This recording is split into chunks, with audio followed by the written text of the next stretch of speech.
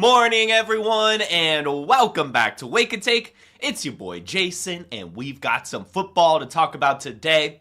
It's February, the Super Bowl is behind us. It's that time of year where we're just going to be talking about news, and we're going to be talking rumors. So go ahead and take out your coffee, sit back, relax, and enjoy the show.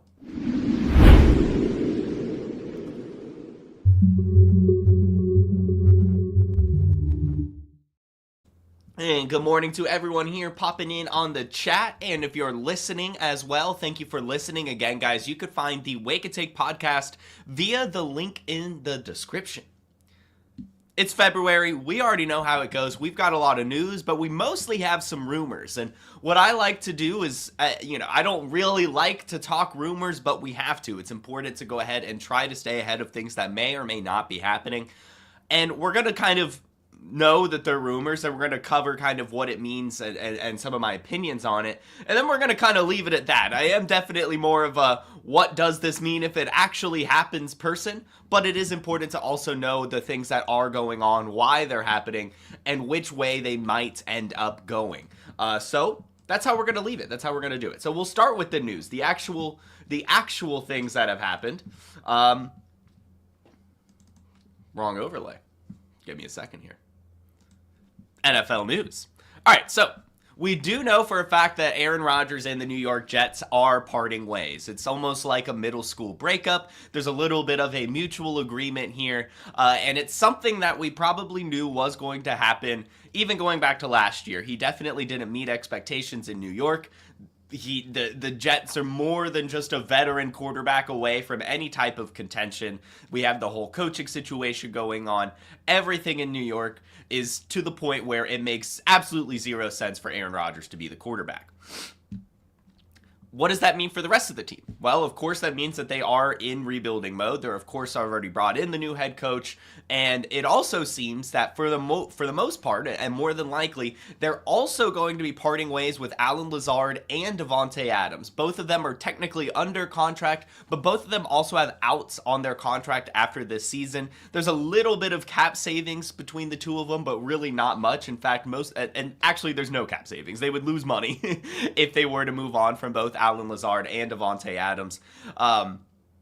But it's one of those things where you kind of just have to bite the bullet. So the New York Jets are basically moving on from Aaron Rodgers and the boys, as it appears. The news that we know for a fact is Aaron Rodgers. The rumor is that these wide receivers are probably not going to be on the Jets anymore either. That is good news for Garrett Wilson. That is good news for Breece Hall, right? That these guys, Allen Lazard and Davante Adams, were kind of thorns in the sides of the Jets playmakers because Aaron Rodgers consistently looked their way. Allen Lazard, for some reason, kept catching touchdown passes. Davante Adams, especially at the second half of the season, really did end the year strong, which of course is going to solidify his chances of ending up on a new team this year. But we can't really talk about the new teams of Davante Adams and Allen Lazard without talking about the potential new teams of Aaron Rodgers. And there are some odds out there. Right now, the Pittsburgh Steelers are the favorite to land Aaron Rodgers. I think that would be a horrible decision by the Pittsburgh Steelers, but that is also a very Pittsburgh Steelers thing to happen. They're at plus 225, with the Raiders very close behind at plus 250. The Raiders make some amount of sense too, but again, this is another team that is just further away than just bringing in a veteran quarterback. And so what I kind of find interesting out of these teams would be something like the Vikings, the Titans, the Rams, as we'll talk about later if something happens with Matthew Stafford, or even the Giants if the Giants really want to go that way. But if I'm a Steelers fan, I do not want Aaron Rodgers to go to my team. I don't think that he played well enough last year. And the Pittsburgh Steelers, as we'll talk about again later as well, they just keep finding themselves in these situations where they're just good enough, right? And they're never going to be a Super Bowl team if they keep putting themselves in quarterback purgatory.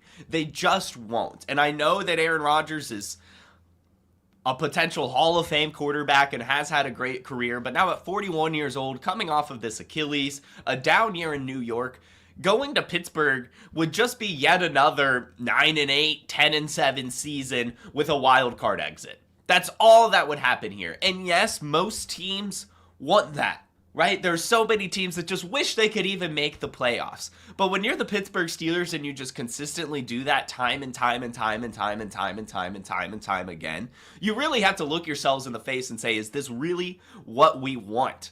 And if I'm the Steelers, my answer is no. But that is just what the organization consistently does, and that's why they're the odds-on favorite right now to land Aaron Rodgers. We'll see where that goes. I, for example, like the Raiders a little bit more. Yes, they're more than a quarterback away, but he would at least provide a little bit of a bridge there. Same could kind of be said in Minnesota. If, as we'll talk about in a bit, there are some concerns maybe with J.J. McCarthy's health at the beginning of the season, and maybe they still don't want to throw him out there week one, so you could have a miniature bridge with Aaron Rodgers. That one is pretty unlikely, which is why I like something like the Raiders, the Titans, or maybe the Giants as well, if they can't land any of those rookie quarterbacks. I think that Aaron Rodgers is best suited to be a one-year rental with a little bit of a mentorship, or just to kind of hold the pieces together as the team tries to figure out what the hell they need to do. But the age of, I think the age of a team being able to bring in a quarterback like an Aaron Rodgers to win a Super Bowl, I just don't think that's going to happen. I think that like Tom Brady chance is done, that Matthew Stafford chance is done. And Matthew Stafford was like 35. So we can't even say that, right? Like, it is just, the Tom Brady scenario isn't happening again. Tom Brady is Tom Brady for a reason. So Aaron Rodgers isn't going to be a savior for any team. We need to be looking at him more of a bridge quarterback. And so personally, I would be putting my money on the Raiders or the Titans if they do end up trading this number one pick, because we'll talk about it a bit, or maybe the Giants as well if they decide they don't like any of these rookie quarterbacks. But as Best Ball on Call says, Rodgers to Minnesota is such a far thing to do. Literally just following the career path of Brett Favre if it happens, and that's why I think that these odds are even on there. It's just funny that it would happen again. And it does make some sense, as we'll talk about. There are a little bit of concerns as it pertains to J.J. McCarthy.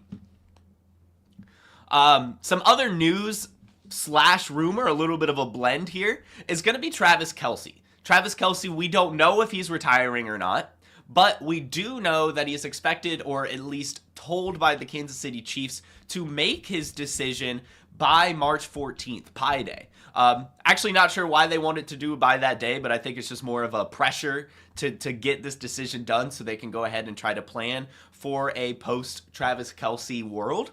They also came out and said that even if Travis Kelce doesn't retire, does return to the team, they would be putting him in a much minimized role and using him more as a locker room presence and more of a mentor for some of the younger guys in the locker room, which is fine. Which is totally fine, and I don't necessarily think that Travis Kelce is against that. The prevailing thought right now is that Travis Kelce is going to retire. Is that the most likely scenario? Probably. His stats have been dwindling, but still, last year he had 97 receptions for 823 yards and 3 touchdowns. We saw him show up in that first playoff game against the Texans, and he was decent in the Bills. Of course, shut down in the Super Bowl, but who wasn't shut down in the Super Bowl? I think his plan may have been, if they won the Super Bowl, to walk out, but I don't necessarily think he's done playing football. My personal opinion, and this is cute, I guess you could say, this is getting cute with it, I honestly think that Travis Kelce will do a retirement, with quotes around it, to then unretire for a playoff push. I think that he may take the regular season off and then come back for the playoffs. I personally think that that's more of a Travis Kelce scenario here, because I don't think he's really done with football.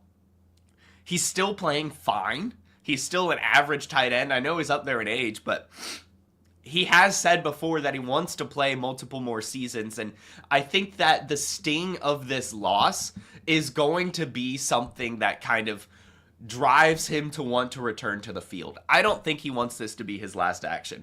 Does he maybe not want to do training camp and the whole offseason prep and maybe even push through the regular season again? I think that's pretty likely. But I think he still wants to play when the lights are the brightest, and I think that Travis Kelce wants another playoff push. So I wouldn't be surprised if we see him take the year off and return for the playoffs. So for Dynasty, he's probably done. And you know, that's kind of been the case anyway. Right? Like, I mean, his dynasty value has been absolutely plummeting and has barely been used in the regular season anyway. and only really shows up in the important games. But that's fine. There's a place for players like that in the NFL. And I do think that the Chiefs would like him to help in a playoff push if they get there, which they probably would with or without him. And that's why the prevailing thought is he'll retire. He's not a big part of this offense anymore. He will never be a big part of this offense again. He just doesn't have it anymore. However, I still think personally that there's a little bit of a drive in him to want to return if allowed, and that would be something like returning for the playoffs or something like that, or end of the season. But I do think ultimately we will hear Travis Kelce is retiring, but I'm going to put quotes around it. I think he's one of those players that would retire and then return to the football field at some point after taking all of the boring parts of the season off for someone that, you know, that's been in the league as long as he has. So it's been an incredible career for Travis Kelce. I mean, going back to even 2014, he's only had 4 years under 1,000 yards, and one of those is 984, and he's had 800 yards in every single season since that time span as well. He's been an incredible tight end, truly a Hall of Famer, and he will be missed. But I don't necessarily think that it's totally over yet. I do think we'll see him play football again, just maybe not for our fantasy teams. Let's see, some other news, some actual news, is the Dolphins. The Dolphins have moved to release Raheem Mostert. Nothing too big there. We already saw his role kind of dwindle throughout last season, as well as his performance. And with them taking Jalen Wright last year, that did kind of signal that they were looking for a new backup running back. That, of course, being Jalen Wright. This is a quiet move, and I don't think that Jalen Wright's value has really gone up at all in Dynasty as a result of this. Not that it really should, but I think it should send some light bulbs off that, hey, Jalen Wright really is the backup running back in Miami. They are committed to him. So I would be sending out some feelers for Jalen Wright. As we know, on Valentine's Day, I talked about another handcuff running back, Will Shipley. Jalen Wright is another one of those. I want to get as many of those young handcuff running backs on my Dynasty roster as I can right now, because we all know that those are the best ways to fill your bench in case injuries happen, and you can get some extra value for them if things line up that way. Speaking of running backs, some other news. James Cook is looking for a contract extension somewhere in the ballpark of $15 million a year. That is a decent bit of money given the running back market, but James Cook is a playmaker, and I do think that running backs last year, right, Derrick Henry, Saquon Barkley, really all the running backs, they showed, and the way that the NFL is trending, kind of back towards a running back-centric game plan, that this does make sense to at least negotiate in this way. He has back-to-back 1,000-yard seasons, just had 18 touchdowns, and is kind of the best playmaker on the Bills' offense right now, outside of Josh Allen, obviously. So, obviously, he's going to want a lot of money, but $15 million for a player like that really isn't a lot, given what wide receivers make and what we'll talk about as it pertains to T. Higgins in a second. Will he get $15 million a year? Probably not. But it's a good starting point, and I think that that's really all that is. Just asking for a lot, seeing if they can meet in the middle. If he gets somewhere around 10 to 12, I'm sure he'll be happy. So that's just something to keep your eye on as well. And Aaron Jones, another running back news. Aaron Jones, as we know, signed a 1-year deal with the Minnesota Vikings. This is a spot that a lot of people are eyeing for a new running back. You know, the Vikings have a good offense. Aaron Jones is supposed to be on his way out, but don't be surprised if Aaron Jones returns to the Minnesota Vikings this year on yet another 1-year deal. The news here is that they pushed back the void date. It was supposed to be today, but they actually pushed it back to March 11th, giving them about another month to work on an extension. That is pretty big news, I would say. That's something that's going to be underreported, but just know that the Vikings are kind of savvy front office. So they're looking at Aaron Jones as a cheap bridge running back that can fill in the gaps. They could still bring in a true playmaking running back and have Aaron Jones' depth. But the way it's looking right now, Aaron Jones is probably going to be back in the Minnesota Vikings offense next year. So if you could get him for pretty cheap, I actually don't hate it if you're a contending dynasty team.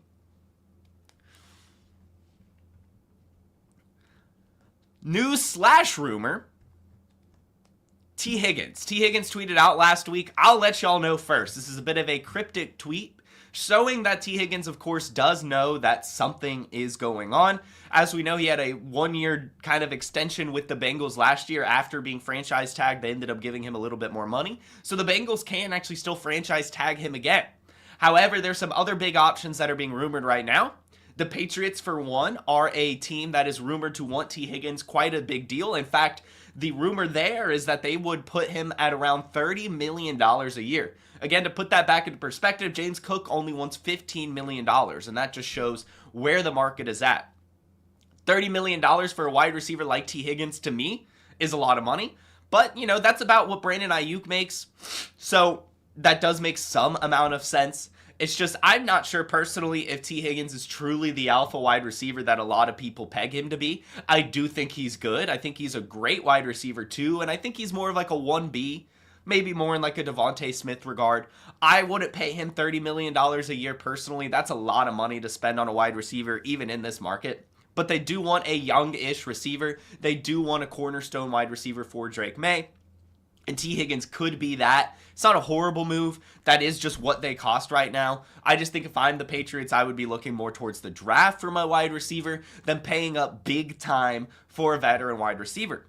Now, another team in the market here is the Commanders, and I like that a little bit more. I think that that is a really good fit. Him and Terry McLaurin would be a really good wide receiver core, with neither being like the true wide receiver one on a game-to-game basis, but will have their wide receiver 1 weeks. The Commanders have the most cap space in the NFL. They have good draft capital as well. So I think that that is something that makes a lot of sense. If, you know, the Bengals do tag him, they could trade for him, or they have the money to bring him in free agency. Those are kind of the two big teams that I would be keeping an eye on. I guess 3 if you want to include the Bengals, as it pertains to T. Higgins, the Patriots, the Commanders, and the Bengals, all of which are good. You know, I would love it if he went to the Commanders. I think being attached to Jaden Daniels would be good. Going to the Patriots, he'll have next to no target competition attached to Drake May. And of course, staying in Cincinnati, he would have his weeks as well. And we know now, if you follow him on Twitter, you'll find out there first. So, interesting stuff going on around T. Higgins. Something to keep our eye on for sure. And I would argue, kind of a buy depending on the price. If you can get him for wide receiver 30 or below price tags in Dynasty, I don't necessarily hate it. He's still fairly young, and all 3 of those options would be good for his value. Now, that's all we have for, like, true news. So let's play a little bit of an ad break, and we'll come back for another news/rumor break. This time, let's hear about Fast Draft. Rookie. It's all about rookie talk in fantasy football right now, so why not go use all that knowledge to do something other than a mock draft? Chris Jimino won $8,000 with just 2 teams last year, and each draft took 5 minutes. That's pretty good ROI. You can start doing rookie drafts for money today on Fast Draft. The Origins tournament is live. It is the place to go and monetize your knowledge of rookies and use your favorite Player Profiler host promo code for a $25 deposit match. Now let's go start drafting faster. Go check out Fast Draft. You can use promo code JASON for that $25 deposit match that Podfather mentioned. That'll get you 5 entries into some of these contests going on. There's Origins, which is the rookies only tournament. There's Flex 4, which is the 2025 Best Ball tournament. And there's now even D Up if you want to get in on the IDP action. Great stuff going on Fast Draft. Use promo code JASON. Rumors. And this is a news rumor, and then we're getting into all rumors. Cooper Kupp. I'm not sure to classify it as news or rumor, but it is more than likely news based on what we're hearing. As we know, after they lost in the playoffs, he did announce that him and the Rams have mutually agreed to part ways, so he is on the market. However, I do just want to leave it at he is on the market. He does carry a $30 million cap hit if he is to be traded, so that would be a lot for a team to pay up for a wide receiver who seems to not be able to stay healthy. And is on his way out in terms of the NFL. However, there are some teams that would be interested. The Broncos, the Lions, the Commanders, Patriots, Chiefs, Steelers, and Bills are all amongst the favorites to land him right now. He would probably go for about a 3rd round draft pick, maybe 4th because of the cap hit, which isn't terrible. But also, just if I'm the Rams, I talked about this a few weeks ago, and we'll get to Matthew Stafford in a second. If I'm the Rams, I'm not changing a damn thing. I'm not changing a damn thing. I need to lie in the bed I made. And the Rams made the bed by spending all this capital to get Matthew Stafford, to, get Jalen Ramsey, to bring in Puka Nacua, get lucky with him, to keep Cooper Kupp, right? They have done all this for the Super Bowl. And yes, the Super Bowl is probably out of their grasp at this point, but they can kind of soft rebuild if they just keep this team together for a year, right? They can take, for example, I like Quinn Ewers as a project, right? I don't think that he's a quarterback that should start day one, but if he were able to sit behind Matthew Stafford for a year and then be in a Sean McVay offense, that's not horrible. Will Howard, too. These kind of late first-round quarterbacks, maybe even second if they get lucky. The Rams are a great landing spot for them. And if they just keep the band together for a year with Matthew Stafford, with Puka Nacua, with Cooper Kupp, they're probably back in the playoffs and another dangerous wildcard team. I mean, literally, who did better against the Eagles? The Rams or the Chiefs? It's the damn Rams. The Rams, and Matthew Stafford in particular, are a dangerous football team the way they're built. And yes, they need to plan for the future. But I think getting rid of Cooper Kupp is blowing it up a bit too early personally. So I know that they've mutually agreed to part ways, but we do need to know that that doesn't always mean everything, right? The Rams are still going to be looking for some sort of return. And I doubt that Cooper Kupp wants to leave the Rams to go to a team like the Broncos. Maybe he would love to be on the Lions, Commanders, Chiefs, Steelers, or Bills or something like that. But I don't know, man. I mean, he's got 1-2 more seasons. I'm not sure how much of this mutual agreement is actually a mutual agreement and just something that he's accepted based on his age. And the Rams are maybe a bit hopeful on the type of return that they could get for Cooper Kupp. I'm very curious to see how this situation goes because as we know now as well, things are a bit weird with Matthew Stafford. Matthew Stafford already last year was trying to get a little bit of a contract upgrade, if you will. He does plan to keep playing, but he's only due to make $27 million, which is less than what T. Higgins would make on the Patriots, just to really put that into perspective. He wants to make about $60 million, which is what the top of the market makes. Now, at his age, he probably won't get that, but if he could get to 50, 40, or something like that, just more than 27, he would probably be happy. The Rams would lose a lot of money if they were to release him, though.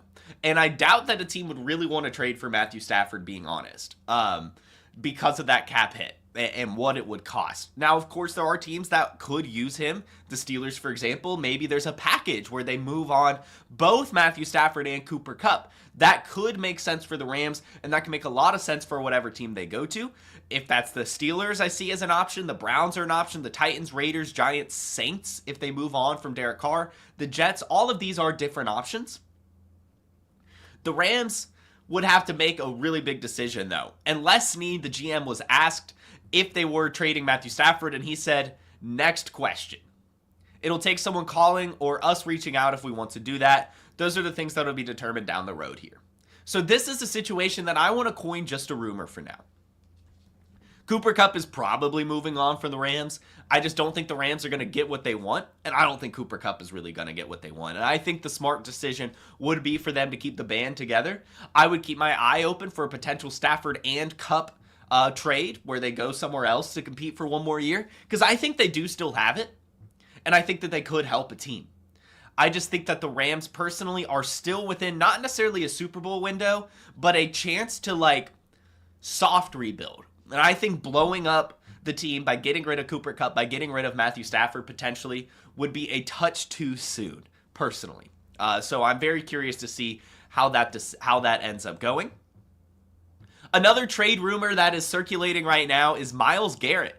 The Browns may be trading Myles Garrett as they could get a good return for him, and they are in total rebuild mode. This is a move I love. I think that if you're a team like the Browns that has a true great player, a true NFL great, like potential Hall of Famer if he ends up on the right team and can get a good playoff run, you should probably look to move on from that player if you're in a situation like the Browns are, where it's either Deshaun Watson or Jameis Winston. Either way, you're not winning next year. And the best chance to help starting to win is to get some draft picks or, a younger player or something like that to really start beginning that rebuild process. Myles Garrett is not going to be a part of the Browns of the future. And I know that sucks for Cleveland Browns fans. They want Myles Garrett there. He's a huge part of that defense. In fact, he is the defense. But they could probably get a pretty damn good return for him. And so it makes sense to move on from Myles Garrett. Be curious to see where he goes for sure. But I do think ultimately that'll help the Browns, especially if they can get a first. That'd be great. But even if it's a couple seconds and a third or something like that, those are shots that they could take. And we all know that you can find really, really good pass rushers in that range. Another trade rumor going on is Tyreek Hill. As we know, he sat out and kind of pulled himself out of the final game of the season last year and was talking about how he's done with the Miami Dolphins. Since then, he has changed his tune. He has said that he wants to return to Miami. However, now there are reports that the Dolphins executives are done with Tyreek Hill. They are ready to move on for him. However, that is more of a chance that they think, kind of similar to the Rams, that they are more so thinking that they will be able to get a good return. They are looking for multiple high-round draft picks for Tyreek Hill, and I think if this was a year ago, 2 years ago, they could get that. But now, given his hissy fits, given the fact that he declined this year, given the off-the-field issues as well, I'm not sure if a team is really going to want to pay a ton for Tyreek Hill, especially given that he carries 2 more seasons of $30+ million in cap hit. It would more than likely be viewed as a 1-year rental as well, so it would be a competing team that would do it. And there are teams out there, he can maybe go back to the Chiefs. Oh God, if the Kansas City Chiefs get Tyreek Hill again, that would just be ridiculous. I hate that I put that out into the universe. But either way, these are just rumors right now. And I do think that they are more so based in the fact that the Dolphins think they'll be able to get a lot for Tyreek Hill, and I'm just not sure that's the case. So I would be curious to start to hear some teams that are interested in him, as well as some rumblings about potential trade packages before I get out over my skis. To me, it's more likely that he's back in Miami. I think that the Dolphins can still use Tyreek Hill, and I think that that would be a horrible team without him. I think just Tua and Jalen Waddle isn't enough. Now, if they do get multiple high draft picks, then yes. I just don't think they'll do that. I think that this is going to be something where they just get offered like a second. And I just don't know if that's enough in the grand scheme of things to really move on from a playmaker like Tyreek Hill. I know he ended the year poorly, but I think that just is more of a sign of his maturity than anything else. I think just the way the year went was what he didn't want, and he just got upset, and he's an immature player. But I do think if they start the year off right, if they do commit to him next year, he would still have his head in the game and play well. And I think the Dolphins know that as well. And so that's why ultimately I do think he's back in Miami. A lot of these trade rumors end up just being that. But it is still important to talk about. And it could be interesting if he goes somewhere else. So just keep your eye on it. I don't mind taking speculative shots on Tyreek Hill if you could get him for fairly cheap right now. If you're a competitive dynasty team, he does have a lot left in the tank, and his skill set does age well. There's some other trade rumors around another former great wide receiver, and that's Deebo Samuel. This one seems a little bit more likely. This is one that we've been talking about going back to last year, and that generally seems to be the case as it pertains to rumors, is the rumor starts one year, nothing happens that year, and then the next year is when it capitalizes. So this is something we've been talking about since last year with the Brandon Ayuk situation. I said time and time again, more than likely, Brandon Ayuk and Deebo Samuel are going to be back in San Francisco, with Deebo Samuel moved on from in 2025. The 49ers, per Adam Schefter, have officially granted Deebo Samuel and his agent permission to find a trade partner, and that is likely where this thing is headed. Deebo Samuel is ready to leave the San Francisco 49ers, which is the biggest step, and the 49ers do want to get some sort of return for him, with Christian McCaffrey now healthy, with them having to extend Brock Purdy, with Ricky Pearsall stepping up, with Brandon Ayuk being able to return by week 1. They do not need Deebo Samuel anymore. So he will be moved on from. I'm not sure what type of trade package, not sure what type of teams would be interested in him. But he will not be a San Francisco 49er. And I would say that whatever team gets Deebo Samuel would be getting him to use him in a big way. So I also don't mind taking some speculative shots on Deebo Samuel in Dynasty as well. He is a cheaper player than he should be based on his athleticism. Will he have the usage that he had in San Francisco? Maybe not. But he'd probably get more volume, which I think would be interesting for a player like him. So we'll see. The 49ers could actually designate him as a post-June 1st cut, and that would actually save them $5 million. That's not a lot, but I think that that does just signify that he's either going to be traded or released and test the open market. So keep your eye on Deebo Samuel. More than likely, he is not a San Francisco 49er anymore. Some other rumors going on revolves around the Tennessee Titans. We talked about this a few weeks ago. The Tennessee Titans are very open to moving that number 1 pick. So that is something to keep our eye on for sure. I love that. I'm just not sure if they'll actually get the return that they think they should. So more than likely, they're going to heavily invest in these quarterbacks, Shedeur Sanders, Cam Ward.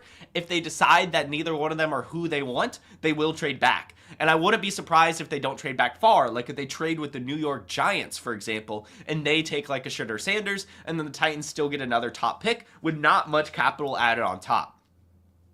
Either way, I do think this is something that's more than likely going to happen. The Titans know that whatever rookie quarterback they draft will be put in a terrible situation, and that they need some draft capital and more than just that rookie quarterback. So it seems that they are trending towards that direction of moving on from the number 1 pick, which is probably good news for Titans fans. The Pittsburgh Steelers, another team with a quarterback dilemma right now. They don't know which way to go. And this is something I ranted a little bit about earlier in the show. They're stuck in quarterback purgatory, and they need to make a decision. If I'm the Steelers, I just roll with Justin Fields. I think he's the cheapest bang for your buck option. I think he gives you the highest ceiling and would give you a year to really, really figure out if he's your chance. And then they can move on. But bringing in Sam Darnold, Aaron Rodgers, or even re-signing Russell Wilson, I think would be a touch too far for the Pittsburgh Steelers. I know Russell Wilson played fine this year and they ended up in the playoffs, but I just don't think he takes you over the top in the way that a playmaker like Justin Fields does, or really just any younger quarterback. I think that they truly need to look themselves in the face and get away from this veteran approach. They need someone young or someone with a boomer bust potential, and then they can I think that would reset them.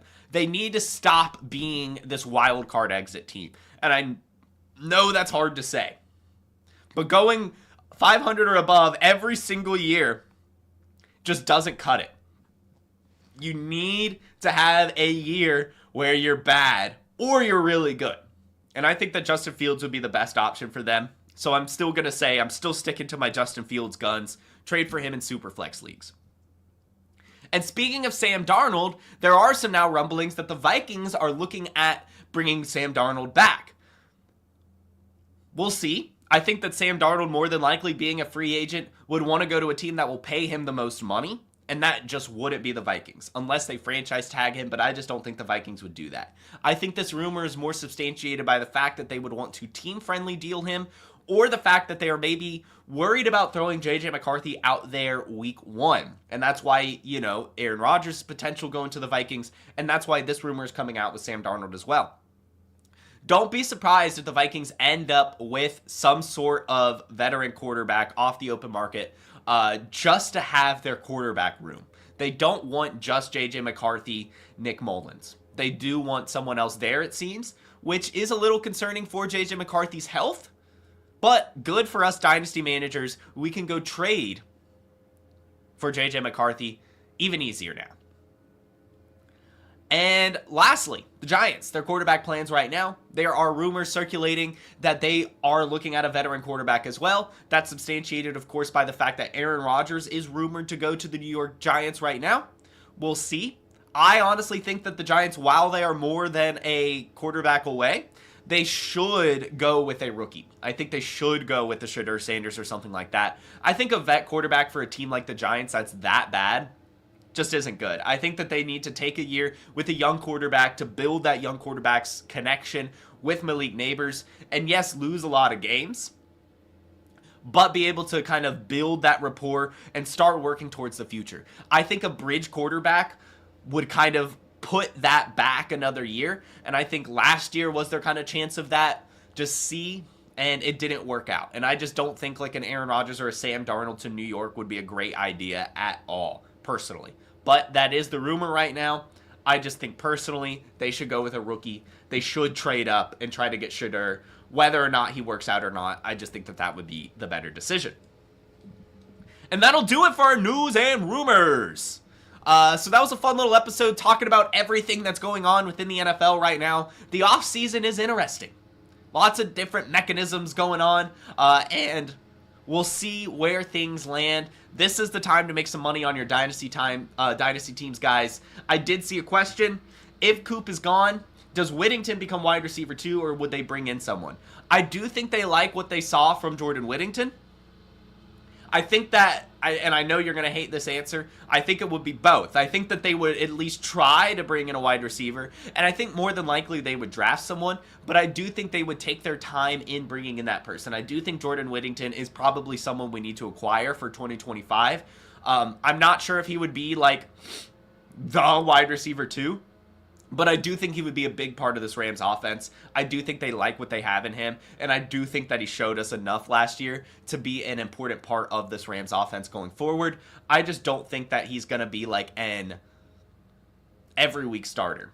I do see what about Tutu, and I do think that Whittington is ahead of Tutu in the pecking order. I do think that he fits more into the Cooper Kupp role, Whittington does, than Tutu. I think Tutu is more of just a field stretcher, which is fine, but I think that they would actually have design plays for Whittington, like we saw last year when Puka Nacua and Kupp were out. He can step up in that way. I just do think that they would want someone with a little bit more name value or something like that. Maybe not in 2025 though, because of the, with the Stafford stuff. So it's an interesting stuff going on in Los Angeles. I do recommend getting Whittington though. I think the price is right. And that should do it, everyone. Thank you so much for tuning in. Make sure you hit that like button. Make sure you subscribe, and I'll see you next time. Everyone, have a magnificent Monday and a wonderful rest of your week. Peace. Hey, I want to thank you for being part of this broadcast. If you have any thoughts on it, leave a comment. If you enjoyed it, make sure you leave a like. And if you want to see more shows on the Player Profiler channel, subscribe to it. That's how we know you want more.